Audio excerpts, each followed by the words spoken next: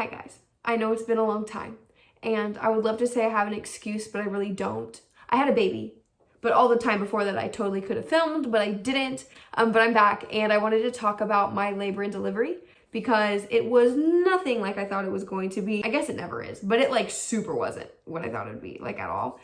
And so I just wanted to talk about it, kind of tell you guys my story. Okay, so a few weeks before my actual due date, I started contracting and dilating, and we thought I was going to go into labor a couple weeks early, but I really wasn't. I was contracting a bunch, I was dilating more, but it never was turning into full-on labor. So I was in this weird limbo where real contractions for almost 2 weeks straight, and it was taking a toll on my back. I have some previous like back issues, and I was having a hard time getting around, and honestly it just sucked because I was having contractions like all day, every day, all night, and nothing was coming of it. Like it was getting to the point where they were 3 minutes apart, 1 minute contractions where I should be at the hospital, but it was still never kicking into like full on like labor. I was at my OB's office. It was the week of my due date and we were talking about it, and we had originally decided that if I needed to be induced, I would wait a week after my due date and then go ahead and be induced. When I was talking with her, she asked if I'd like to move it up. And I was like, well, yeah, like if they can move it up to a different time, that'd be great, just because it was taking a big toll on my body contracting for so long. So she comes back in and was like, oh yeah, they have an opening 7:00 p.m. on the 22nd. And then she goes, that's tomorrow. So all of a sudden I was being induced the next day. And I was like, okay, cool. So my mom and I went and we got all this stuff ready, like the last little minute things that I kind of didn't have or things that I just like wanted. And I just panicked, for 24 hours. I was ready to go. By the time we got to the hospital, I had hyped myself up. I'd already bawled a bunch. Like I just bawled my eyes out. But I was like, let's go the second we got to the hospital, or the second we got into the hospital. And we got up there and there were no rooms. I guess everyone and their freaking mother decided to go into labor when I was supposed to be induced. So they told us to come back an hour later, which was fine. It was just that I had already hyped myself up and I was already like ready to go. So that was just kind of annoying. They got us in the room and I'm all like prepared to be induced. They checked me and I was 3 centimeters dilated. They were like, well, we're gonna go ahead and wait until the morning to start your Pitocin, which is what kicks you like into labor. And I was kind of like, oh, okay, like that's fine. But again, I was already like hyped up. I was ready. I was like, let's do this. But I guess I was further along than most people are when they get induced. So they wanted to wait. Me and my husband slept at the hospital. We shared that like little hospital bed, but I didn't sleep. He slept great. I did not. And the next morning, 5 a.m., it was go time. They started my Pitocin. I couldn't eat anymore since like midnight the night before. But they started my Pitocin, and then the contractions, they had been going this whole time, but they just kind of like amped up and got very consistent. At the beginning, I was chilling. I have had bad periods before this, and so those early stage contractions especially, they really just felt like when I would have like a really bad period. And so I was like, okay, we're good, like got this.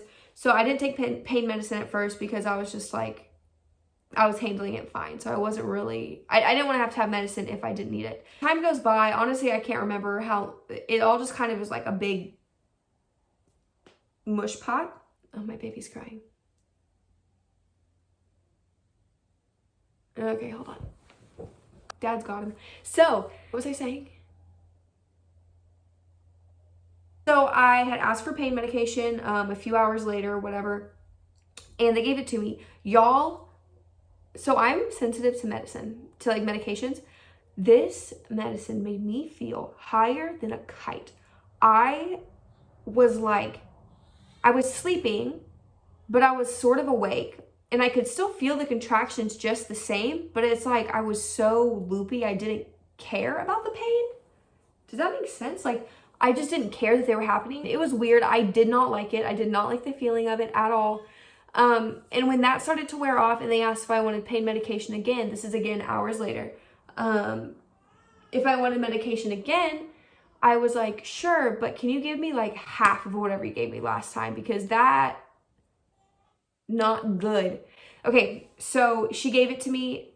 It didn't help. I was still like I don't even know. I felt like I was like hallucinating almost. I know it sounds crazy, but I swear, I promise I'm not making it up. Anyways, so I'm on this pain medication, right? And we're chilling, and this whole time they're having to like move my little heart monitor thingy around a lot for him, not mine, I guess. His heart monitor, they're moving it around a bunch. I've been monitored several times for different reasons, and they've never had to do that before, and I kind of thought it was weird, but they were like, oh no, like he's moving a lot. But also I thought that was weird because he wasn't. Like, you feel when they're moving a lot, and he wasn't moving a lot. But whatever. At the time, I was too like looped out to really care. At one point, I don't know when this was, how long it was after I took this medication, my nurse came in and asked if I wanted an epidural. And I have not wanted an epidural this whole time. I didn't want one, period. And I remember saying sure, which is frustrating to me now, because I don't think they should be able to ask me questions when I'm on that medicine. Maybe it affects me more than other people, but I was so not in my right mindset that I feel like I should not have been able to answer that question. But I did. And as I'm getting the epidural, I'm like, oh crap. Like, what am I doing? What am I doing? All of a sudden it's like hitting me like, wait, I didn't want an epidural, but it's already literally like going into my body. So is what it is. So this epidural is starting to work, which you're like going super numb right away. All of a sudden she's like, oh, we need to flip you over because of baby's heart rate. So they like try to flip me over. They kind of flop me over. My husband's not with me because they make him get out of the room when you do an epidural. And so they like flop me over. And at this point I have very, very little function of my legs.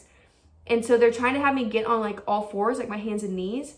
And it was super tricky. Got there, they're like, okay, baby's heart rate's fine. They flip me back over and they like sit the bed up all the way. Husband comes in, Garland comes in, and then they're like, oh no, we need to flip you back over. And I was like, okay. At this point, I can't feel my legs. I had one spot right here where I could still feel the contractions, but other than that, like I was done. I was gone, couldn't move, couldn't feel nothing. At this point, it's one tiny nurse and my husband, and they flip me over. She like flops me over.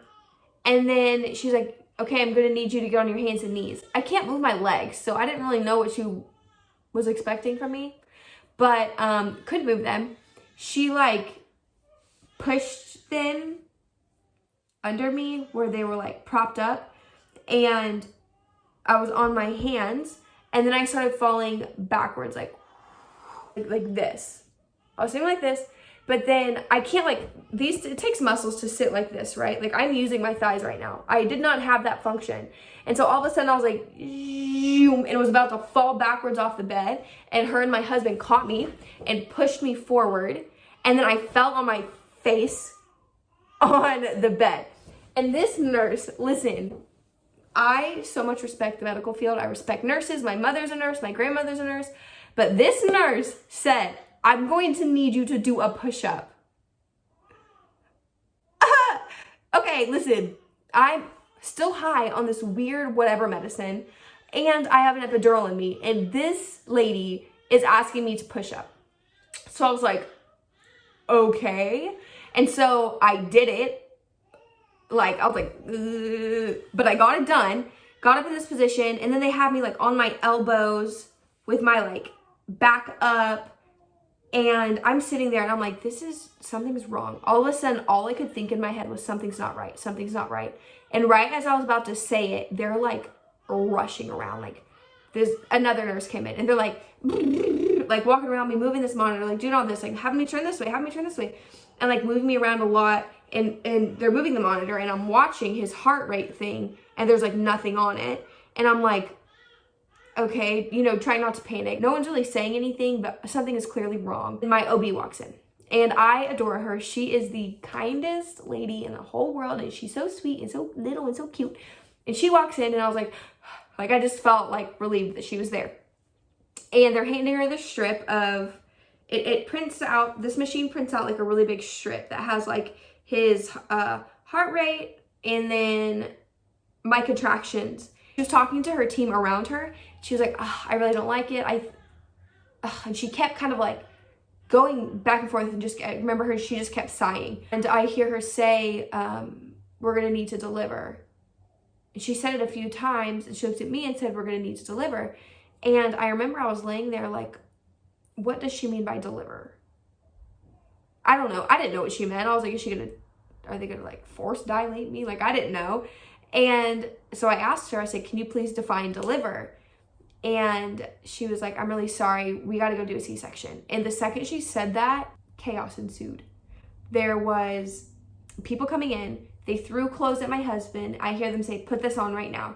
And so he's like putting it on. He's like really pale now all of a sudden. I don't know how to explain it. I felt overwhelmed, but also I was on that medication that made me like really disconnected from everything going on. And so I almost felt out of body. The anesthesiologist comes in, and I let him know, hey, this spot on me still wasn't numb. Like, I could still feel my contractions right here in my lower abdomen. And he was like, don't worry, I'll get it. And he's like pumping this like stuff into my epidural.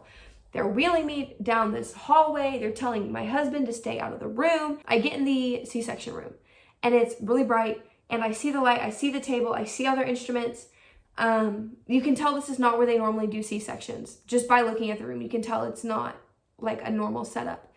And they like get me over there. I am so beyond the point of being able to move anything from here down.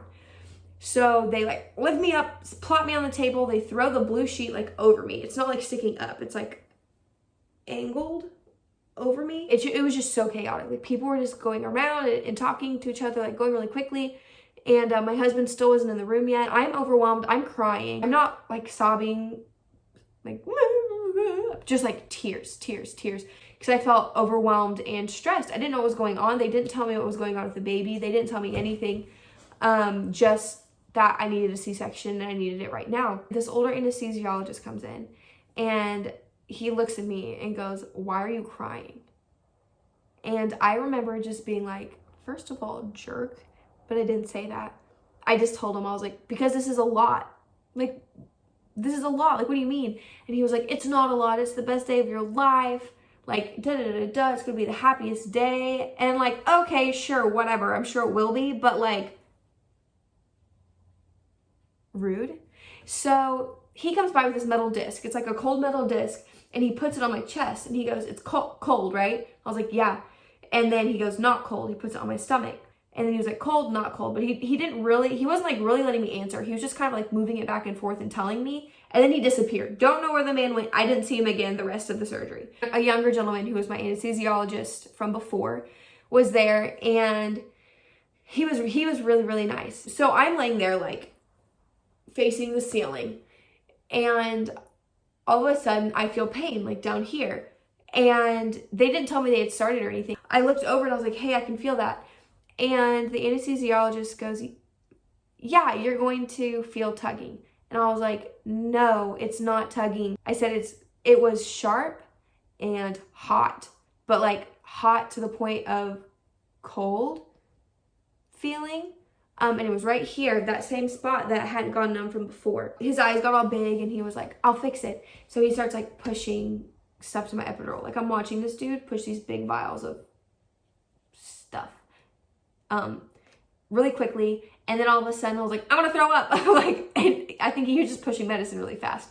And so I was like, I'm gonna throw up. And he was like, it's okay, I'll fix it. He just kept saying that, I'll fix it. And so he pushed this other stuff through the epidural, and then instantly that like vomiting feeling went away. It takes longer to tell the story than it actually happened. As they're doing this, I'm like laying there looking at the ceiling, just overwhelmed, tears running down my face. I look over to the right, and this is not the normal operating room. It's all glass. It was like a bunch of glass cupboards. And I can see in the reflection, I'm like open, and I can like straight up see the surgery happening. I was like, okay. And the next thing you know, you hear, and my little boy sounded like a duck, straight up like a duck. And my husband's behind me. I don't know what point he walked in, but he was sitting behind me, and he starts crying, I start crying. Darlin got up and went to go see him, and I'm laying there. And then they came and put him on my chest, and you're like, and instantly like mom mode kicks in. You're just like, hi baby Nicole. A whole lot of other stuff going on. I'm gonna make another video about our post post-delivery, what that was like. I mean, that was a whole other thing. Interrupt this program to calm down my baby. Okay, change of plans. He's eating. Took longer than I thought to record. Thank you so much for clicking on this video. If you liked it, then give it a thumbs up. And if you want to keep seeing more content, then go ahead and subscribe to my channel. I gotta finish feeding this little guy, but I hope to see you guys soon. Gosh dang. I'm done trying. See you guys.